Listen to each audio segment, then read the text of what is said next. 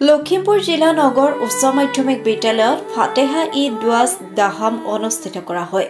হমিৰ বুকুতে হয় সাহেব হয় হায় হায় শংকৰ গুৰু আজানে মিলন হেতু গঢ়িলে কি মধুৰ তুমি আল্লাহ সাহেব যদি কৰা দৰিয়া পাৰ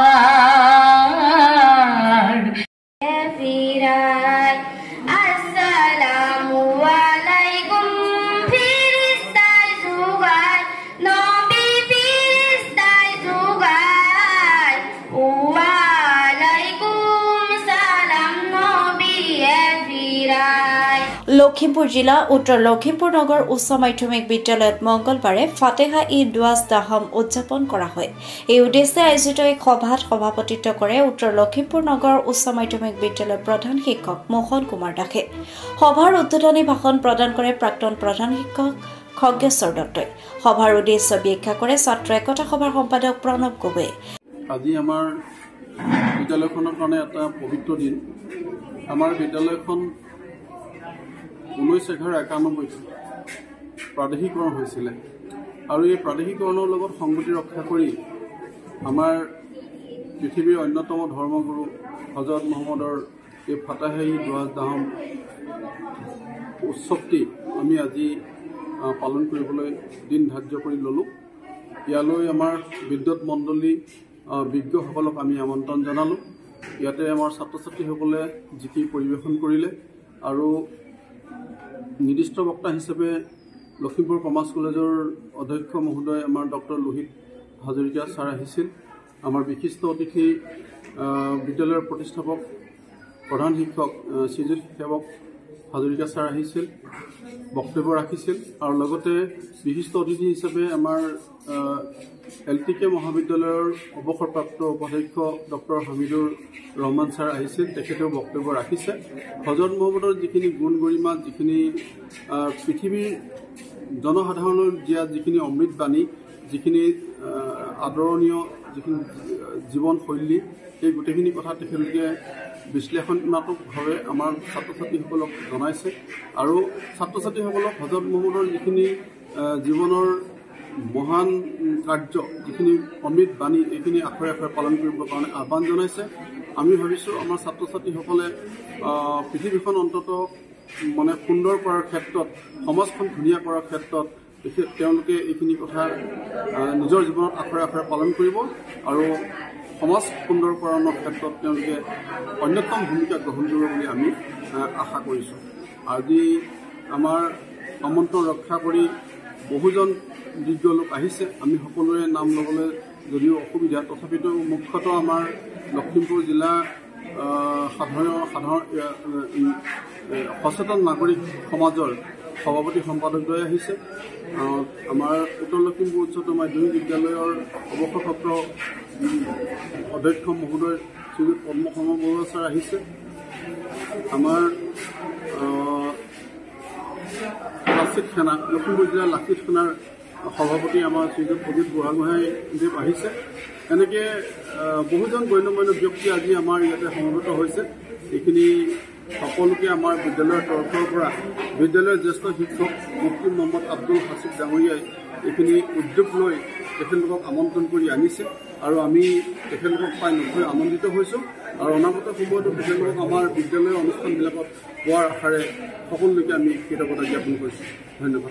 বিদ্যালয়ৰ সহ শিক্ষক মুফতি আব্দুল হাছিবে আধৰা সভাত নিৰ্দিষ্ট বক্তা হিচাপে উপস্থিত থাকে লখিমপুৰ বাণিজ্য মহাবিদ্যালয়ৰ অধ্যক্ষ ডক্টৰ লোহিত হাজৰিকাৰ লগতে ডক্টৰ হামিদুৰ ৰহমান, সেৱক হাজৰিকা, হৰভজন সিং, ভজ বাহাদুৰ তামাং, আফাজ উদ্দিনকে আদি কৰি বহুকেইজন গণ্যমান্য ব্যক্তি উপস্থিত থাকে।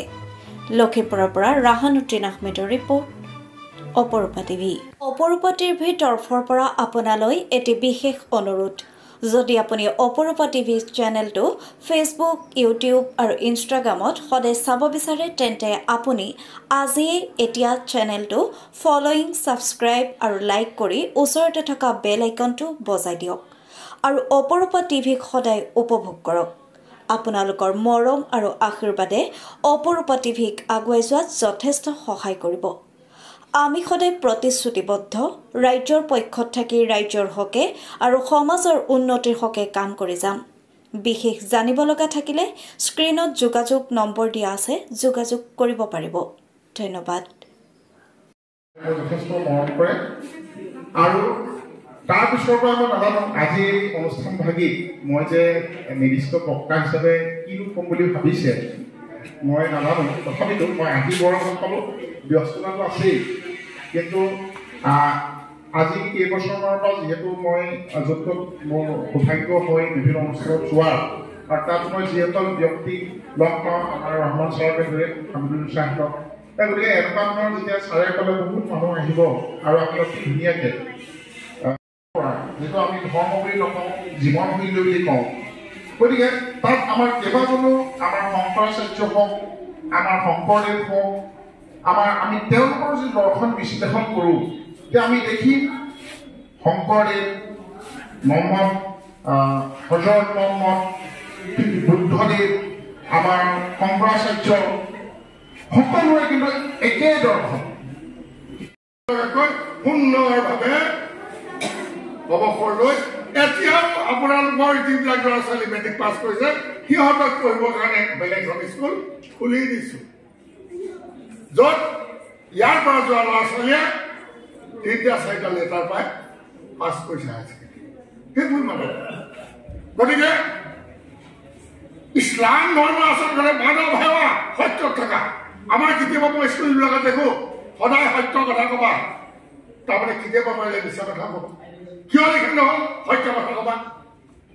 যদি নাই দেখোঁ সত্য কথা ক'বা, আগৰ পৰা উলিয়াইছে কি সদায় সত্য কথা ক'বা, তাহলে সুন্দৰ হ'ব।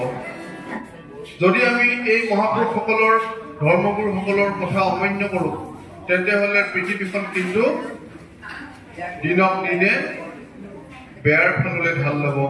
গতিকে আমি উঠি অহা প্ৰজন্মৰ আমাৰ ছাত্ৰ ছাত্ৰীসকলকো আহ্বান জনাম যে মহাপুৰুষসকলৰ বা ধৰ্মগুৰুসকলৰ এই যিবোৰ সুন্দৰ বাণী,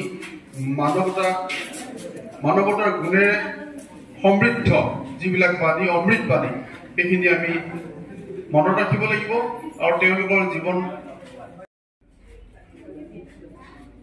সেই 1990 চনৰ পৰা আজিলৈকে স্কুলৰ কামত কোনো দিন মই ত্ৰুটি কৰা নাই। ইয়াৰ আগত যিকেইজন প্ৰধান শিক্ষক অৱসৰ গ্ৰহণ কৰিছে, পিতৃৰ আদৰ্শৰ লেখীয়া, পিতৃৰ আদেশ যেনেকুৱা সেই তেনেকৈ মানিছোঁ। ঘৰত গৈ আমি পইচা উঠালেই হ'ল। এতিয়া কিন্তু সেইসকল ব্যক্তি যিসকল প্ৰেচিডেণ্ট ছেক্ৰেটাৰী আছিল আৰু গভৰ্ণিং বডি সেই সময়ৰ যিসকল বিজ্ঞ ব্যক্তি আছিল, তেখেতলোকে এটা শব্দ কৈছিলে যে আমাক পইচা দিব নোৱাৰে, কিন্তু অনুষ্ঠানটো হ'বলৈ আশীৰ্বাদ দিব পাৰিব।